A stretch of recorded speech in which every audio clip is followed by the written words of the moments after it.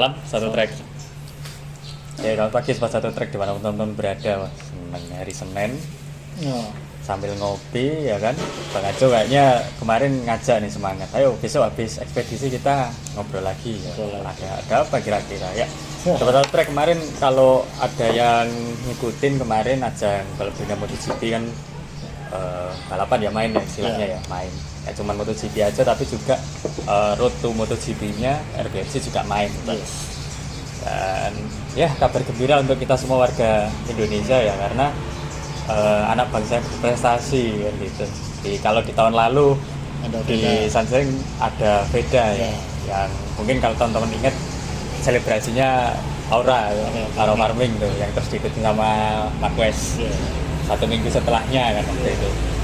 Ya kan kalau kemarin ternyata temennya Veda dulu di RBRC Mas Kiandra Ramadipa itu juga ada di P1 kemarin di race yang kedua.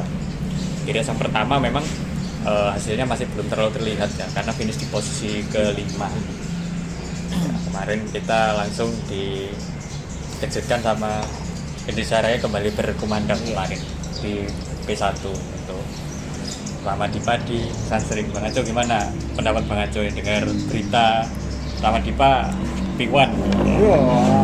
Senang lah ya, pastinya kan senang karena yang kita tahu Ramadipa ini juga satu regenerasi ya satu generasi sama PDK main bareng juga di Junior GP ya.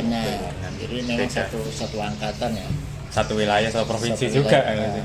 Makanya banyak juga yang harapannya buat penggemar Veda khususnya dan Ramadipa, harapannya kan mereka di tahun depan bisa teammate jadi satu tim teman setim ya.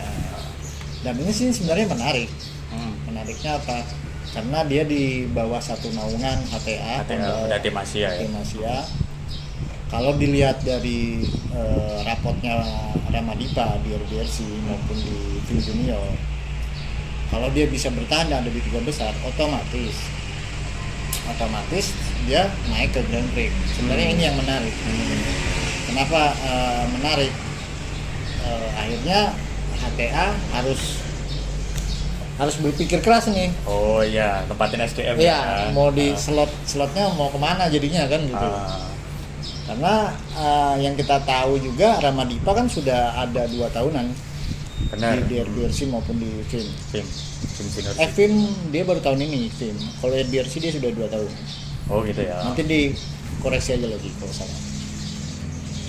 Nah kalau dilihat acuannya dari tahun kemarin kayak Veda kan naik ke Grand Prix kan memang belum cukup umur, tapi lewat jalur prestasi. Ada di 3 besar RBRC, makanya dia langsung naik ke Grand Prix. Promosi. Ya.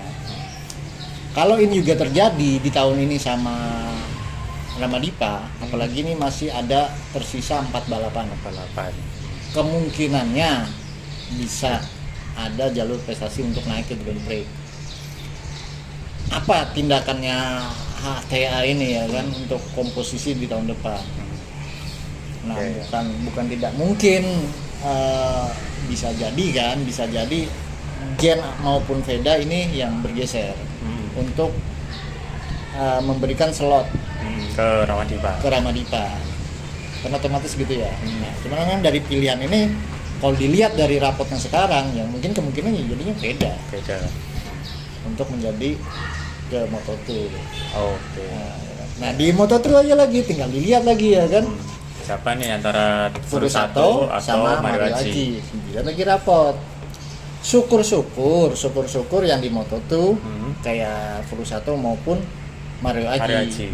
Dia tetap berlaga di Moto2, tapi dengan tim yang berbeda. Syukur-syukur ya, jadi tidak hilang begitu aja kan harapannya, karena yang kita tahu kayak Mario Haji sendiri aja ini satu-satunya pembalap khususnya Indonesia yang sudah berlaga dari 2022 di Grand Prix. Berarti kan kurang lebih ada 5 tahun. Dia terlama loh si Mario Haji. Jadi secara jam terbang Mario Haji ini kan punya. Ya mudah-mudahan kalau memang kalau secara rapot kalau dilihat memang Mario Haji yang lagi terpuruk ya. karena itu tadi keterbatasan fisik kan, dia ada beberapa kali cedera. Benar. Ada beberapa kali crash ya, mungkin aja nanti dari jam terbangnya kan siapa tahu tim-tim lain bisa mengambil ya. Nah, otomatis ada slot. Nah, slot itu ya mungkin ke Veda. Ya, jadi lebih cepat dong jadinya. Opsi paling masuk akal. Ya kan pertanyaannya kan loh, jadi lebih cepat dong Veda 1 tahun. Sebenarnya dibilang ideal nggak ideal, tapi keadaannya seperti ini. Kondisi yang sekarang itu seperti ini. Makanya kan sempat kemarin ada beberapa yang lalu Veda juga ada sempat latihan 600 cc. Nah, ya. Itu dari HTA sendiri kan untuk latihan menghadapi seri Sansering kemarin.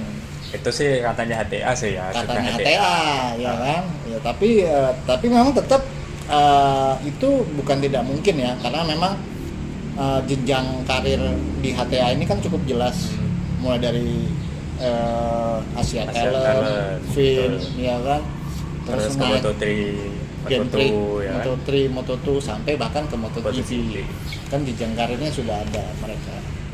Nah dari itu, kalau untuk Veda sendiri khususnya, bukan tidak mungkin dia bisa lebih cepat. Ya, tahun depan. Kayak kata Bang Ajo lah, kok Veda paling cepat musim depan, paling lambat 2 tahun lagi. Ya, mungkin itu bisa jadi ya Bang ya, kalau apalagi kalau kita lihat kan Mas Rama kan sekarang posisi ada di posisi ketiga. Ada di ngumpulin poin sudah 101 poin karena kemarin menang di race yang kedua. Kanca mau ikut sini? Ayo gabung. Kita ngobrol pagi. Nah, yang ditunggu-tunggu udah datang. Jadi Kanca gabung lagi nih. Iya. Tadi sampai mana Bang kita bahasnya? Sampai tadi tuh masalah suksesor jenjang karir. Oh iya, jenjang karir ya. Udah sih kayaknya itu ya Bang ya, kalau untuk prediksi kita soal itu. Dan terlebih tadi juga Ramadipa kemarin juga sudah maksimal ya. Benar. Meskipun ya mungkin buat yang kontra mungkin nyinyirnya, wah itu kan keberuntungan aja dapat red flag kemarin. Tapi nggak bisa dipungkiri karena posisinya sebelum red flag sudah P1 memang. Jadi tinggal kelanjutan, tinggal ngabisin kan gitu. Tetap semangat buat Mas Rama. Mudah-mudahan nanti di race berikutnya bisa podium lagi lah. Kita ikut seneng juga dengerin kemarin.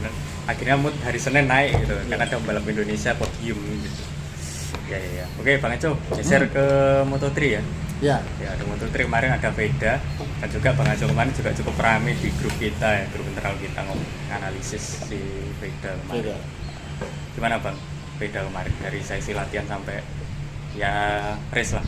Iya, anomali lagi ya. Tapi ini Bang, sebenarnya yang jadi keramaian kemarin tuh gini. Veda itu kebiasaan ketika waktu free ya, yang free practice itu seringkali dalam tanda kutip kedodoran katanya. Tapi kemarin di praktisnya tiba-tiba bisa P1. Ya kan. Itu kenapa Bang? Sering pandangan Bang Ajo lah, kenapa sering terjadi seperti ini? Ya tentunya pasti belajar ya. Belajar. Si Veda sendiri belajar untuk berbagai macam cara. Ya kan, pasti kan dari tim sendiri kan sudah menyediakan program-program apa aja yang harus dilakukan di hari Jumat, Sabtu, bahkan sampai di race.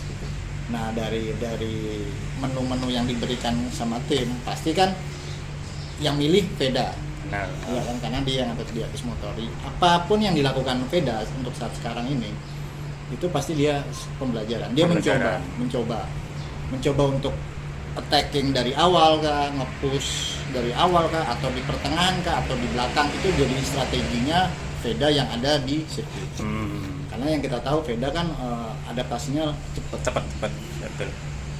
Dia lebih cepat untuk menghadapi situasi-situasi yang mungkin yang kita tahu, kayak untuk memetakan layout, titik pengereman, ya kan, kapan waktu slip trim, ya kan. Tapi kemarin kayaknya Veda sudah punya ide ya, istilahnya pengalaman ya di Sansering ya. Iya. Karena tahun lalu kan juga ini menang, menang juga itu. Sama aja kayak Ramadipa kemarin gitu. Sudah ada modal lah istilahnya buat di Sansering. Kansa kemarin nonton nggak? Nggak Sempet banget. Udah nonton. Soalnya masih chaos masalah laporan PK. Gak apa-apa sih. Tapi ya itu tadi seru kemarin. Seru banget. Tapi sudah tahu Veda? Sudah Tahu ya. Wajahnya sudah tahu ya. Sudah tahu.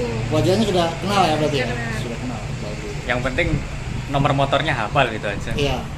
Gampang kok ngapalin motornya Veda. Soalnya warna motornya tuh pink. Tulisannya, angkanya itu warna pink. Jadi walaupun dia di belakang itu kelihatan. Pink neon menyala kok. Iya, soalnya kan backgroundnya pinknya itu Putih. hitam. Hitam ya? Hitam. Oh iya sih hitam ya. Ya di hitam, backgroundnya baru ditempeli nomor 9-nya itu nomor 9. Warnanya pink. Jadi dari jauh itu kelihatan. Dari samping juga kelihatan. Kelihatan banget. Beda. Khas motornya apa? Honda SCTM itu ciri khasnya pokoknya merah putih pokoknya. Iya. Ada tulisannya Idemitsu gede. Dan satu-satunya pembalap Honda yang pakai Red Bull. Red Bull, iya. Ya kan biasanya Red Bull itu di KTM. Karena permintaan Red Bull ya, pengen menyokong karirnya beda. Iya, dia pakai Honda. Jadi kelihatan beda sendiri. Ya. Nomornya 9 ya. Kalau dulu di versi pakai nomor 54 ya. Iya, nomor aslinya. Makanya kan di IG-nya kan namanya Veda 54 ya. Itu nomor covernya 54 sebetulnya. Tapi karena di Moto3 54 sudah dipakai, Bang. Ya mungkin 54 itu jadi penjumlahan 54 9. Makanya mungkin ya. Makanya jadinya sekarang nomornya 9. Ya itu. Asal muasalnya angka 9 tadi. Iya. Nah, bisa jadi. Iya. Seru pokoknya. Berarti Blas nggak nonton ini? Kan, Sar? Karena tahun tapi saya sempat baca-baca update-annya Mas Lukas tuh gitu. Kan setiap ada update Mas Lukas sama kirim. Benar. Saya baca sekilas. Pantauan langsung di Sansering soalnya. Tapi saya ada pertanyaan-pertanyaan baru lagi nggak yang kira-kira muncul? Ada yang pengen tanya, nggak apa-apa deh. Kita kasih waktu.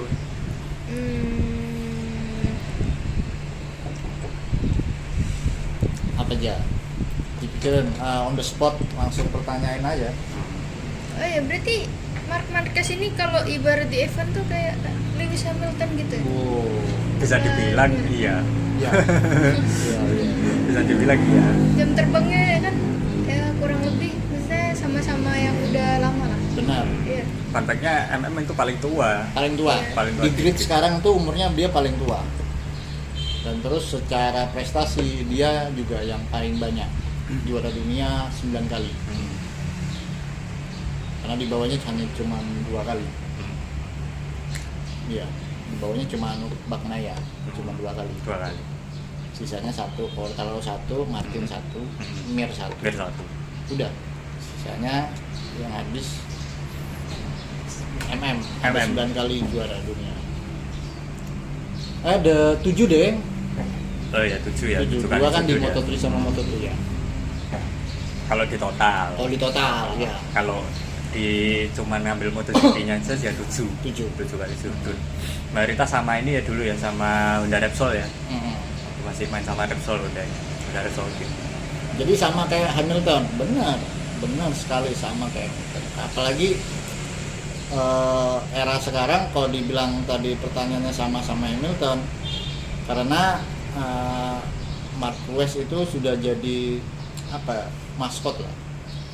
Maskot MotoGP sekarang sama kan, kalau di F1 ada Hamilton, maskotnya F1 salah satunya. Orang yang ngeliat Hamilton ya pasti ngeliatnya sudah di F1. Pembalap lawas kan. Iya. Hamilton itu udah balapan mulai aku SD loh itu.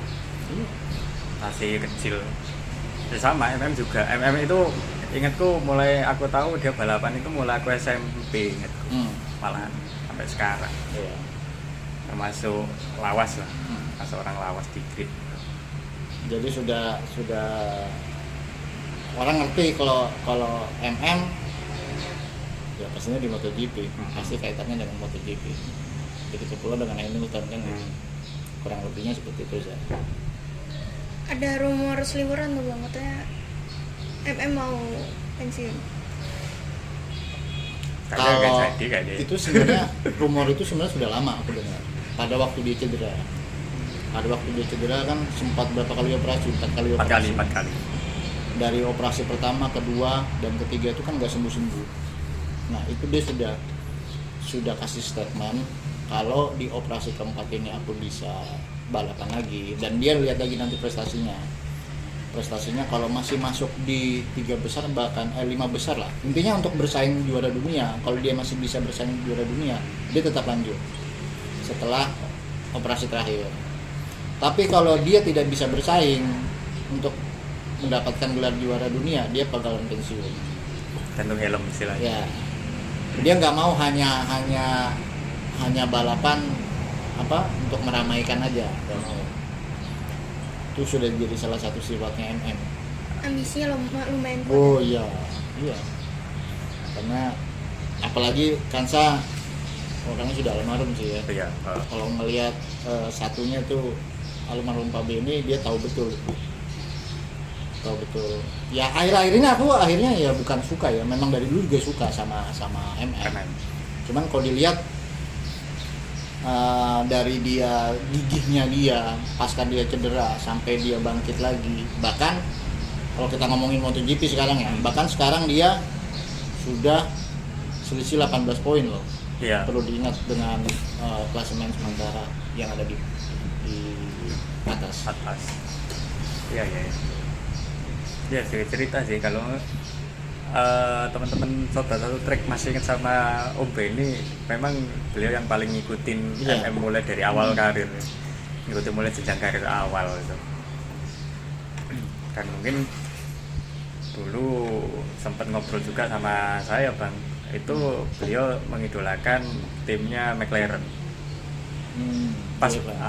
Betul, pas beliaunya nggak ada kok kebetulan di musim yang sama tim-tim jagoannya dia itu Jordan semua. Ducati juara dunia, McLaren-nya juara dunia juga. Itu sih yang kita istilahnya hemat karena nggak bisa melihat sampai akhir musim gitu. Ya tapi nggak apa-apa lah. Kalau namanya juga takdir ya Bang. Kalau udah waktunya ya sudah lah, kita ikhlas saja. Oke, kita balik lagi Bang ke ajang MotoGP kemarin. MotoGP-nya kayaknya juga gak kalah seru kayak kemarin gitu. Karena kalau kita lihat ya sesuai prediksi ya Bang ya, ternyata MM masih dijuluki Raja Sanseri. Bener. Dimana mulai dari latihan sampai ke balapan utama kemarin kita lihat performanya gak turun-turun gitu istilahnya, malah tambah gila gitu. Bahkan kemarin juga sempat ini kan double podium sama sprint ya kemarin. Iya, double. Podiumnya sama sprint lagi. Dia kan dia mengantongi poin maksimal di akhir pekan. 37 poin. Apa Bang analisisnya kemarin Bang untuk MotoGP? Ya, yang jelas Marquez ini balik di perform. Hampir 100%, 99 lah. 99% kan dia juga pasca cedera kan. Jadi sempat tuh dia sebelum main kan juga sempat kayak stressing ya. Karena dia tahu mungkin masih ada rasa yang kurang nyaman di tangannya. Dan ini juga jadi salah satu indikator kemarin sebelum Marquez kembali ke perform, kita lihat Aprilia ini kan secara bergantian kan. Iya. Sebelum DCC crash. Nah itu juga kan saya juga sempat pernah bahas. Ini sebagai indikator karena Aprilia bisa mendominasi itu tanpa Marquez. Maksudnya bukan ketika tidak Marquez gak balapan ya, ketika Marquez tidak balapan, maupun ada balapan pada waktu itu performnya kan belum 100%. Ya kan? Masih ada linu-linu dikit lah istilahnya. Di awal-awal seri kan, di awal-awal seri itu kan, jadi makanya ini juga bukan jadi indikator bahwa Aprilia bisa mendominasi sepanjang kalender 2026. Nah, baru terlihat nih Marquez sudah kembali ke perform. Dia kemarin sebelum ini di Asen menang di Asen. Dia pertama kali menang di mana? Mugello. Itali. Iya. Di cross check aja kan di saya lupa. Sama di kemarin ini. Ya kan sudah 2 kali ini dia di musim ini 2 kali podium 1. Dan itu tadi akhirnya poinnya sudah langsung tipis kan. Langsung tipis. Jaraknya 18 poin dari Martin. Iya. Itu tinggal 18 berarti kan tinggal pokok sprint menang sama race menang, iya. Asumsi iya. Si posisi 1-2 nggak dapat poin kan iya. Berarti langsung jebol kan iya. Gitu istilahnya. Iya. Peringatannya juga buat Aprilia. Iya, peringatan buat Aprilia. Jadi belum sepenuhnya Aprilia itu mendominasi. Memang lagi gacor-gacornya, kayak terbukti kan satelit kemarin sudah back to back track house. Kayaknya sering deh musim ini satelit gitu. Nah iya, itu juga memang pembalapnya juga lagi levelnya lagi meningkat, lagi bagus-bagus. Ya tapi di samping itu kan kita asumsikan berarti selain pembalapnya lagi on fire kan berarti kan settingan motornya sudah enak juga. Setupnya juga cocok lah. Benar aja stylenya mereka. Jadinya mereka bisa mengeluarkan potensi maksimalnya gitu kemarin. Karena memang kemarin itu track house bisa podium ya karena yang di belakangnya Marquez lagi apes semua juga. Iya. Kita lihat kemarin kan yang jatuh tuh si ini Alex. Padahal itu kita sebetulnya aku sendiri prediksi Bang, ini seandainya Alex gak kenapa-napa nih kayaknya 1-2 kakak adik lagi nih kayak dulu di Catalunya. Benar. Kayak gitu. MM brother jadinya. Wah ini kayak musim lalu ini. Ternyata terbukti kan di sprint kan juga 1-2 gitu. Iya, andainya di race juga, wah ini seru nih. Iya. Apalagi ketiganya dia juga dijagokan gitu karena waktu kualifikasi kemarin juga maksimal gitu loh. Iya. Catatan waktunya gitu. Dan kemarin kayaknya Bang Aco juga nyinggung ini deh. Hasilnya kualifikasi kemarin itu juga mecahkan all time lap record kayaknya ya. Iya. Wih, tambah kencang berarti. Tambah kencang. Benar. Di musim terakhirnya 1000 cc ternyata potensinya masih ada. Benar. Ya. Apalagi kan suhu kemarin juga ideal. Ideal banget. Ya, bahkan untuk suhunya ideal.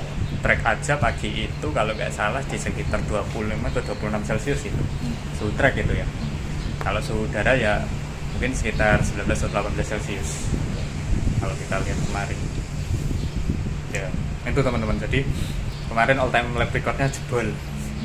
Dijebolkan sama Marquez kemarin itu yang gila. Ya, yang penting sih sebenarnya Kansa sudah tahu ya, sudah tahu sama Veda, ya kan, sudah tahu sama anak Gunung Kidul, itu sih yang penting. Karena itu nanti bisa menginfluencer ke teman-temannya barangkali ya kan. Ya nanti sambil jalan lah kita sedikit nanti racunin Mario Aji itu siapa ya kan yang lagi main di Moto2. Pembalap Indonesia itu khususnya. Terus siapa lagi Mas Rama itu siapa? Rama kayaknya sama Golongan Kanja kayaknya seumuran kayaknya. Iya seumuran dia kan Rama itu masih 16. Masih 16 tahun tuh. Jadi itu temannya Veda satu provinsi yang ikut main di ajang balap dunia itu. Ya kembali kalau untuk ke Veda ya, ini sebenarnya sih belum selesai tadi itu bahasan Veda. Kalau Veda Ega khususnya untuk menjalani sisa seri. Harapannya Bang Aco dia tetap melakukan dari apa yang dia mau lakukan. Dalam artian ya memang stylenya apa sih? Style anomali lah tuh gitu. Saya bilang kan dia stylenya memang karena dia mempelajari itu semua. Harapannya kali lebih bagus lagi, lebih baik lagi kalau bisa bapaknya Sudarmono mendampingi dia setiap seri. Waduh, bakal sering masuk frame itu nanti. Iya. Sudarmono. Harapannya Bang Aco karena kan ada emosional yang betul-betul untuk penyampaian. Kamu harus ngapain hari ini, ngapain apa aja yang kamu lakukan. Karena kan itu juga, apalagi Pak Sudarmono-nya kan juga pelatih kan. Jadi dia juga tahu lah mana yang ibaratnya apa yang harus dilakukan Veda hari itu, apa yang tidak. Kan bisa ada jadi arah. Ya mungkin aja selama ini dia pasti by phone, pasti. Sebelum atau sesudah itu pasti by phone. Cuman kan alangkah baiknya kalau benar-benar ada di pit. Dan itu membangkitkan emosionalnya lebih bagus. Ya, bukan moral lah istilahnya Pak. Iya. Aku juga ini ya, juga jarang lihat ya. contoh yang muncul. Tapi akan seru sih nanti kalau misal di GP Indonesia paling enggak itu tiba-tiba bapaknya muncul, wah seru. Iya, pastinya kan muncul. Ya kayak kalau sekarang yang kita lihat kan kayak Brother, bapaknya kan selalu ada. Ada. Iya kan. Paling tidak walaupun bapaknya itu pembalap atau enggak ya? Saya lupa. Cuma paling tidak kan ada masukan yang untuk bisa mengontrol emosional apa segala macam. Karena bapaknya kan lebih dulu balapan. Tahu lah untuk apa yang terjadi di dalam sirkuit. Kamu harus ngapain? Ibaratnya kontrol emosi, kontrol balapan, ya kan? Fokus, itu kan tetap. Apalagi balapan sekarang mainnya sudah ini ya Bang ya, istilahnya selain siapa yang terlambat mengerem bukan pasti ya, diproyeksi menang, juga siapa yang paling hemat ban. Benar. Ya kan? Karena kan semua itu pakai strategi. Nah untuk mengatur strategi itu kan harus mengontrol emosi. Iya kan, harus mengontrol emosi. Kayak syukur gas. Nggak bisa. Nggak bisa. Karena mikir di kecepatan 200 km per jam itu juga sambil mikir dia harus ngapain. Karena kan yang terjadi di hari ini Jumat, Sabtu dan Minggu itu kan belum tentu sama. Betul. Ya kayak kemarin aja kita lihat biasa bisa crash tiba-tiba ya. Ini juga kerugian juga sebenarnya buat Aprilia dan juga buat PSSI juga mungkin seharusnya jadi pembelajaran nih. Iya, itu pembelajaran. Semua itu pembelajaran. Karena kalau istilahnya kita dengarkan beberapa atau baca ya beberapa analis, kita lihat PSSI ini masih kurang dalam kontrol emosi gitu. Dan seringkali terburu-buru dalam beberapa kesempatan gitu, misalnya biasanya mengambil keputusan itu pada waktu balapan kan mereka terpancing. Beda dengan pembalap kelas MM. Dia sudah bisa mikirin kapan waktunya nge-push. Ya kan nggak semua sirkuit harus di-push. Ya kan. Sekarang beda kok riding style-nya kayak MM sama yang zamannya almarhum itu sudah beda. Iya. Kita memahami, kelihatan. Bahkan yang sebelum-sebelumnya sudah beda. Dia lebih ya makin dewasa lagi dalam mengambil keputusan. Nggak ada lagi sudah bahasanya yang push the limit, ya kan? Karena itu. Padahal dulu sampai jadi kata kunci ya, mencari limit sampai dia crash bola. Itu kan saya harus tahu si Marquez itu dia 9 kali juara dunia, tapi badannya itu sudah hancur istilahnya, hancur. Ininya sudah belah 4 masalah. Bahunya ini sudah potongannya. Jadi ini pen semua ini. Ini tangannya ini sudah robek, operasi. Tapi ya dapat gelar sampai 9 kali juara dunia. Iya, karena kan termasuk salah satu pembalap yang berani untuk eksperimen dengan motornya. Jadi itu yang parahnya dia jatuh itu kan yang pada waktu di Jerez kayak di mana itu? Saya lupa. Aragon. Yang dia high side. Jatuh, dilosor sama motornya. Tangannya tuh kena motor ban belakangnya itu masih muter kenceng betul. Baru itu kena bannya, kena tangan. Itu kan buat patah. Kayak lepas. Bahunya ini kayak langsung lepas. Itu berapa kali ganti dokter sudah? Ya, tapi dokternya keren juga sih, maksudnya Marquez sampai bisa pulih itu. Ya, cuman yang jelas untuk kondisi yang sekarang dia tidak 100% seperti dulu, karena sudah kayak beda kan. Tapi itu aja nggak 100% aja masih serem loh Marquez itu. Tuh. Ibaratnya masih horor lah di mata pembalap lainnya, terutama yang masih lebih muda ya, lebih junior dari dia. Gitu. Ya kita ini aja lah, kita lihat nanti semoga balapan ke depan masih bisa jaga performa. Gitu. Ya makanya dari itu kan untuk tahun-tahun ke depan semua kayak keamanan, yaitu tadi kubikasi motor sudah diturunin. Nah. Karena tujuannya tetap keselamatan.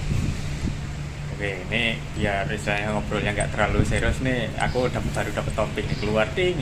Biar Kanza juga nggak roaming gitu. Yeah. Kita ngomongin bapaknya pembalap ya. Kanza selama nonton F1, bapaknya siapa yang pernah Kanza lihat di frame? Bapaknya Verstappen. Jos Verstappen. Bapaknya Verstappen juga ada ya? Pasti ada itu. Itu bapak-bapak galak itu guys, itu anaknya pernah tinggal di pom bensin tak bilang.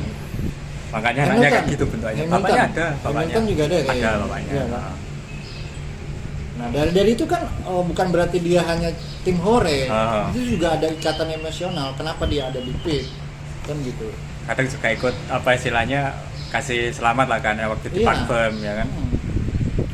Karena ini kan kejuaraan dunia, jadi ibaratnya ada bincang-bincang walaupun nggak banyak, tapi ada satu kata atau dua kata yang betul-betul bisa dirasain langsung. Ya harapannya Bang Aco ya gitu. Untuk kedepannya mungkin ya Pak Sudarmono bisa mendampingi. Entah itu nanti dari pihak sponsor atau pihak HTA-nya yang untuk bisa ada di pit itu. Iya, itu sih. Ya, buat para bapak-bapak yang anaknya lagi panik, tolong dijagain. Tetap didampingi lah, bahasanya kan tetap didampingi. Ya. Dukungan moral itu juga. Iya, Moral dari keluarga. Moral itu butuh banget. Next Bang kayaknya ini libur panjang ini kayaknya nanti. 1 bulan ada kayaknya. Mulainya 7 Agustus. 7 Agustus. Apa 9 ya? 7 sampai 9 Agustus deh. Berarti libur 1 bulan. Untuk mulainya. Kira-kira nih Bang, 1 bulan libur pembalap ngapain? Biasanya. Yang pasti tetap latihannya tetap. Terus untuk kalaupun nanti dia ada punya program kayak sponsor atau iklan-iklan yang baru masuk, itu biasanya sudah ada schedule-nya, mereka sudah ada. Yang jelas kalau kayak Veda pasti pulang kampung ke Gunung Kidul. Kami lagi itu nanti di Jogja itu. Kayak kemarin model kayak Veda itu pasti balik. Ya. Soalnya kan dia mulai lebaran. Tapi sebelumnya sudah ada pulang. Tapi lebaran kemarin di sana, kayak puasa kan ada di sana. Jadi banyak momen-momen yang harusnya kumpul sama keluarga, dia balapan. Kemarin sempat pulang berapa hari langsung balapan lagi. Jadi ketika liburan pembalap nggak benar-benar libur gitu ya. Ada aktivitas lain ya. Terutama latihan. Ini juga ya buat tim kadang juga ini kan ada upgrade buat ningkatin performa motor kan sampai paruh musim depan istilahnya biar tetap bisa bersaing. Ya biasanya kalau di jeda ini kayak update bursa pembalap ya. Iya, masih beberapa masih belum ini ya, masih belum clear ya. Terus kemarin Bang itu yang Power of Pepet kira-kira siapa Bang kemarin Bang? Ya itu kalau kemarin saya lihat itu ya Miller sama Franco nggak salah. Franco Deli ya. Iya. Tapi yang terlihat Miller deh. Miller ya. Iya. Tiba-tiba 10 besar. Tiba-tiba 10 besar. Biasanya jadi Miller. The Power of Pepet. Ini istilahku musim kemarin nyebut beberapa pembalap yang tiba-tiba mendadak performanya naik di tengah-tengah di tengah-tengah bursa itu. Bursa pembalap. Karena yang kita tahu kayak pembalap Treko sendiri kan sudah aman tuh kontraknya. Raul maupun AI, iya kan. Jadinya kayak lepas aja. Kayak nggak ada beban. Ya udah main-main balapan aja ini. Termasuk ini juga, nih Bang, sebenarnya aku mau tanya lagi, kelupaan tadi, Aco. Yes. Aco gimana kemarin di Sandring? Itu juga yang sudah yang maksimal, ya kan? Karena yang kita tahu keterbatasannya KTM kan sampai sekarang ini kan masalahnya di ban. Degradasi ya Bang? Iya, degradasi ban. Apalagi kemarin tuh tahu sendiri Sandring. Ya. Tikungan kebanyakan di kiri. Dan untungnya aja Aco bisa memaksimalkan potensinya KTM maupun dianya sendiri. Kemarin finish P berapa? P5. Iya. P5. Dengan motor yang hobi degradasi ban. Iya. Dan itu bagus, maksimal menurut saya. Terus Bang, kalau kemarin lihat kan kayaknya ini kita geser ke pabrikan Asia nih. Karena kemarin kita lihat di 10 besar juga ada taruh. Ada taruh. Kalau dari pabrikan Asia sendiri gimana Bang menurut Bang Aco kemarin di Sandring? Kalau Asia sendiri kemarin cukup bagus, karena kan kita tahu sendiri Sandring tracknya nggak terlalu panjang, pendek banget, cuma 3,6 kan. Mungkin di situ juga ada kelebihan lah, pasti ada punya kelebihan, tapi nggak signifikan ya. Cuman yang jelas ada kemajuan untuk di Sandring kemarin. apa juga karena kompetitor yang lain juga memang lagi kewalahan, jadinya akhirnya ada kesempatan buat Yamaha maupun Honda. Tapi yang jelas ada kemajuan kok. Ada inilah kemajuan ya. Iya. Ya kemarin kalau dari kita lihat cukup bagus ya. Cuman kayaknya kemarin Alex Rins sempat jatuh juga kayaknya ya. Alex Rins iya. Jadi yang Juan Mir di Hondanya. Malah ya Luca Marini yang lumayan.